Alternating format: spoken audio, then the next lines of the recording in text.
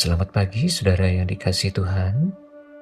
Puji Tuhan, kita bersyukur hari ini kita diberikan kesempatan yang baru untuk mendengarkan firman Tuhan. Saya berdoa saudara dalam keadaan yang sehat, tubuh yang diberkati oleh Tuhan, dan kiranya kasih setia dan damai sejahtera Allah memenuhi pikiran dan seluruh kehidupan saudara semua. Sebelum kita mendengarkan kebenaran firman Tuhan, mari kita menundukkan hati dan pikiran kita datang kepada Tuhan. Bapa di sorga, Bapa yang baik, Bapa yang kami sembah di dalam nama Tuhan Yesus Kristus. Terima kasih untuk pemeliharaan, penyertaan yang begitu luar biasa di dalam kehidupan kami. Saat ini kami mau mendengarkan kebenaran sabda firman-Mu. Urapi kami semua ya Tuhan. Pikiran kami dikuasai oleh Roh Kudus sepenuhnya.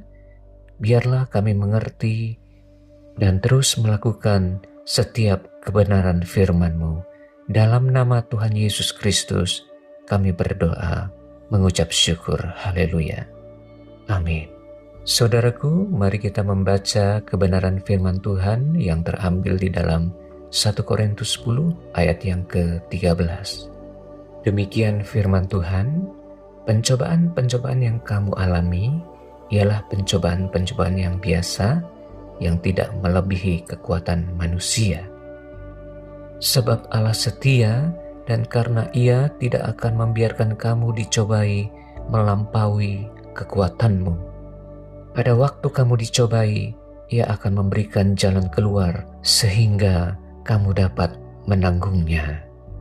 Saudaraku yang dikasihi Tuhan, realitas kehidupan yang tidak bisa kita hindari, yaitu setiap hari kita akan menghadapi yang namanya godaan dosa. Selama kita hidup di dunia ini, saudara, godaan dosa itu akan selalu ada. Namun firman Tuhan menegaskan kepada kita bahwa kita tidak dibiarkan sendirian menghadapi godaan dosa tersebut. Sebab ada Roh Kudus yang telah tinggal di dalam hati kita ketika kita menerima Tuhan Yesus sebagai Tuhan dan Juru Selamat kita. Saudaraku yang kekasih, godaan dosa bisa datang dalam berbagai bentuk di dalam hidup kita. Godaan keinginan daging, godaan dosa dalam pikiran yang kotor, godaan dosa dalam perbuatan dan perkataan, godaan dosa dalam keinginan mata kita, dan godaan dosa yang ada di dalam hati kita yang belum beres. Godaan dosa itu sering datang ketika keadaan rohani kita mulai lelah, kita sedang mengalami kekecewaan, hati kita sedang terluka. Bahkan dalam keadaan yang baik pun, saudaraku, godaan dosa tetap ada di dalam kehidupan kita. Dan seringkali godaan dosa tidak datang dengan wajah yang menakutkan, tetapi datang dengan wajah yang menarik, halus, dan tampak menyenangkan. Saudaraku yang dikasihi Tuhan, mari kita pahami bersama dengan jelas bahwa Tuhan tidak pernah mencobai kita untuk berbuat dosa. Dalam Yakobus 1 ayat yang ke-13 dikatakan demikian, apabila seorang dicobai, janganlah ia berkata, pencobaan ini datang dari Allah, sebab Allah tidak dapat dicobai oleh yang jahat, dan ia sendiri tidak mencobai siapapun.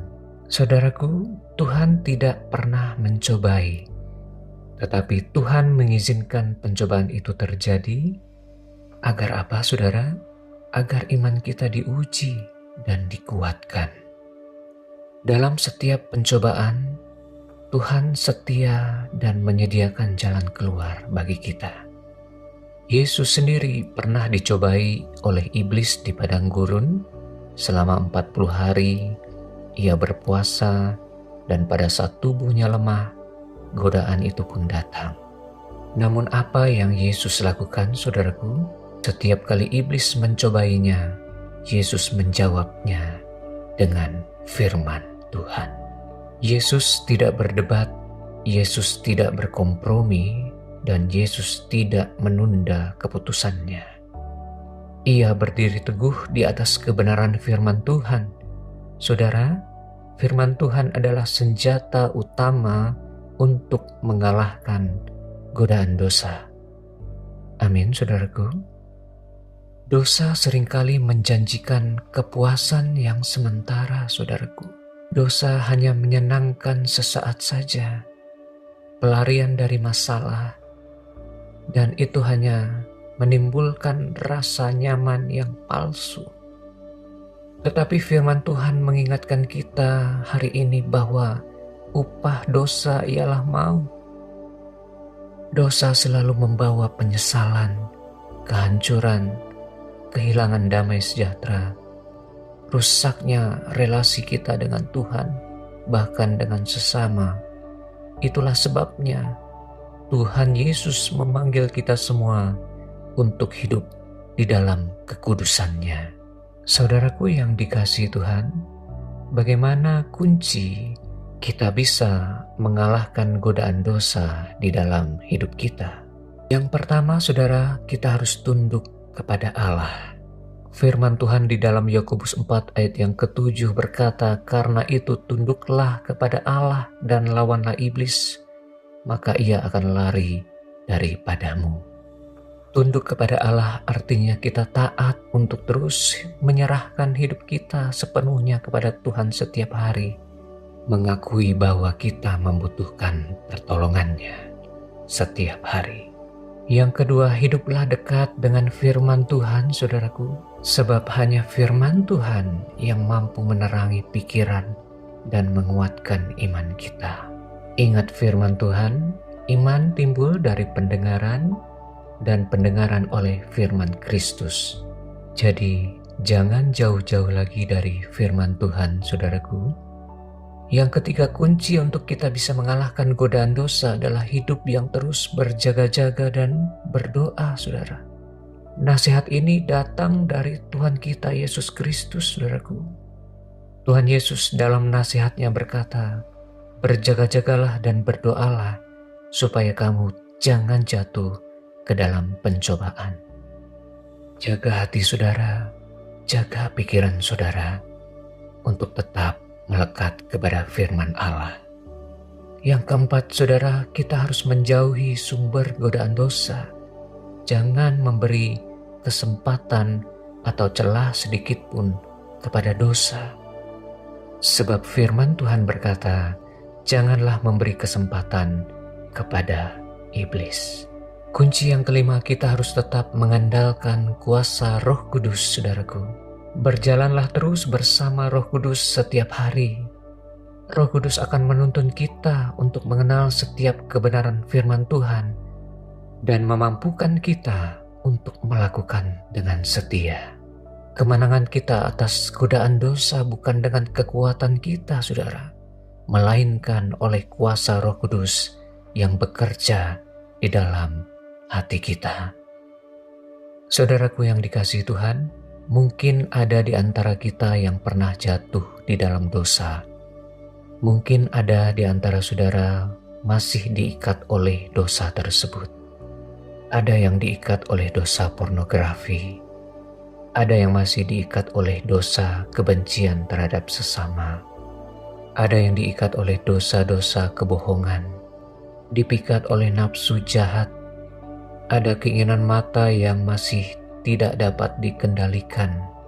Mungkin kita sudah merasa malu dan merasa bersalah kepada Tuhan, bahkan kita merasa tidak layak untuk datang kepada Tuhan. Tetapi dengarkanlah firman Tuhan hari ini, saudara. Jika kita mengaku dosa kita, maka Ia adalah setia dan adil, sehingga Ia mengampuni segala dosa kita dan menyucikan kita dari segala kejahatan. Tuhan tidak pernah menolak orang-orang yang datang dengan hati yang hancur, hati yang tulus untuk bertobat kepadanya. Kasih karunia-Nya, kasih karunia pengampunannya selalu tersedia bagi kita semua. Pertanyaan hari ini yang perlu kita jawab, saudaraku, godaan apa yang sering menyerang hidup saudara? Keadaan yang bagaimana iman saudara paling mudah dilemahkan. Seringkali godaan tidak datang dengan tiba-tiba, saudaraku. Ia datang perlahan, masuk ke dalam celah-celah kecil. Kelalaian dalam menjaga hati dari amarah misalkan, emosi, iri hati, kepahitan. Mulai sudah jarang berdoa, firman Tuhan sering diabaikan, sehingga dosa mulai tampak menjadi sebuah hal yang dibenarkan dalam hidup kita. Namun hari ini firman Tuhan mengajar kita satu kebenaran yang sangat penting, saudaraku. Tuhan tidak pernah meninggalkan kita sendirian dalam menghadapi godaan dosa yang menyerang diri kita. Allah yang setia mengenal setiap batas kemampuan kita. Ia tahu sampai sejauh mana kita sanggup bertahan dalam menghadapi godaan dosa. Pada saat yang tepat, bukan menurut waktu kita, menurut hikmat-Nya, Ia menyediakan jalan keluar. Jalan keluar itu bisa berupa peringatan di dalam hati kita oleh Roh Kudus yang bekerja di dalam diri kita. Roh Kudus akan mengingatkan kembali nasihat dari Tuhan untuk kita. Bahkan Tuhan juga bekerja melalui nasihat orang percaya yang terjaga imannya. Tujuannya supaya Roh Kudus meneguhkan keadaan batin kita, saudaraku.